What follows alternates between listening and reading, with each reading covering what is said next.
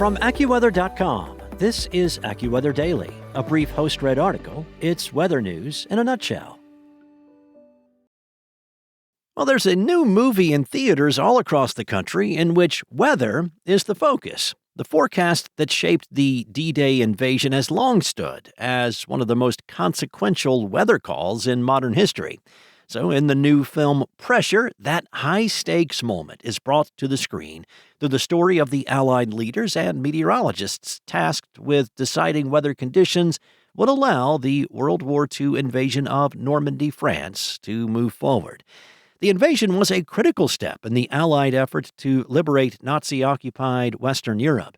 D-Day was originally planned for Monday, June 5th of 1944, but was delayed one day after meteorologists warned of dangerous conditions over the English Channel, including an inbound storm that threatened to bring large waves, low clouds, and poor visibility. Actor Brendan Fraser, who spoke with AccuWeather and portrays General Dwight D. Eisenhower in the film, said the decision came after Eisenhower listened closely to the experts around him. Now, he said he didn't just hear them, he solicited the opinions of experts around him to give him the best information so he could make the most informed decisions. Ultimately, weather information would help determine whether one of the largest military operations in history could begin. Fraser said he did have to tell Allied leadership that an inbound storm would cause 6 to 10-foot waves. It would create cloud cover that Air Force and Navy could not hit targets through, that landing vessels, which were already tenuous in a way to begin with, would have even more difficulty making it to the beaches of Normandy.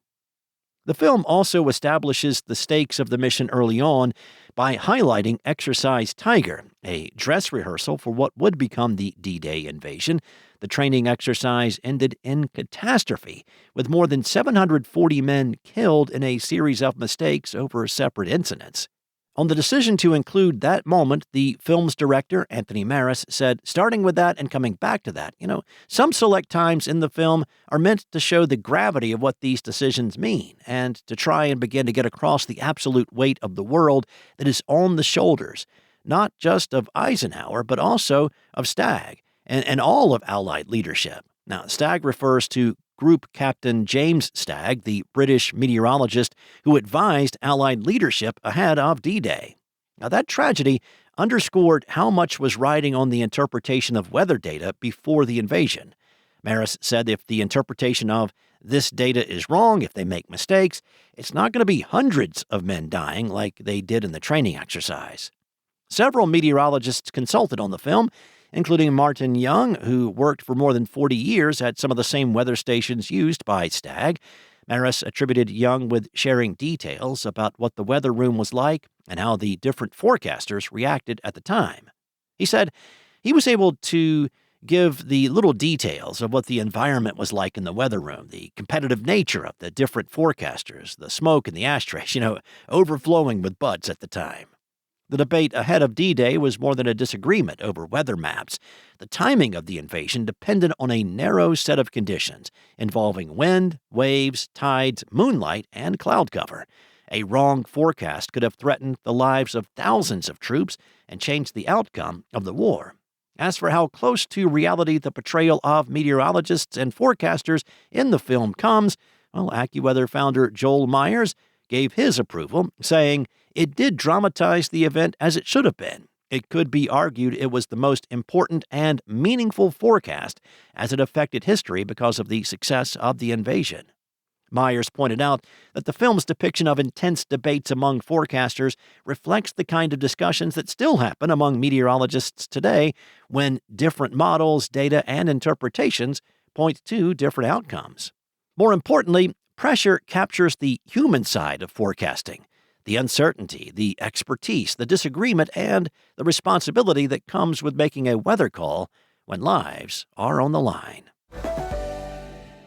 Well, a plant that has not been seen in Australia since 1967 has been found again in Queensland, ending nearly 6 decades of uncertainty over whether the species had vanished for good. The shrub, Talatus cinereus, had long been presumed extinct, but in June of last year, a chance sighting in a remote part of Queensland brought it back into view when horticulturist Aaron Bean spotted the plant while helping band birds and uploaded a photo to a citizen science app called iNaturalist. Without his opportunistic photograph, the species would likely have remained lost and assumed to be extinct, potentially for years or even decades. Known for its pink-purple flowers, the plant had not been recorded since 1967 and has now been reclassified from extinct to critically endangered. The rediscovery underscores how chance encounters and citizen science are playing a growing role in conservation work, especially when species thought to be gone suddenly reappear. Researchers said that serendipitous rediscoveries of extinct or long-lost plants will doubtless continue to occur through iNaturalist, simply by virtue of the near-continuous stream of plant records uploaded to the platform each day. That's all for now.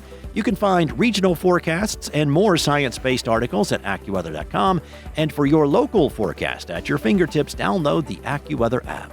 Enjoy the rest of your day. Be safe. I'll be back tomorrow with more from AccuWeather.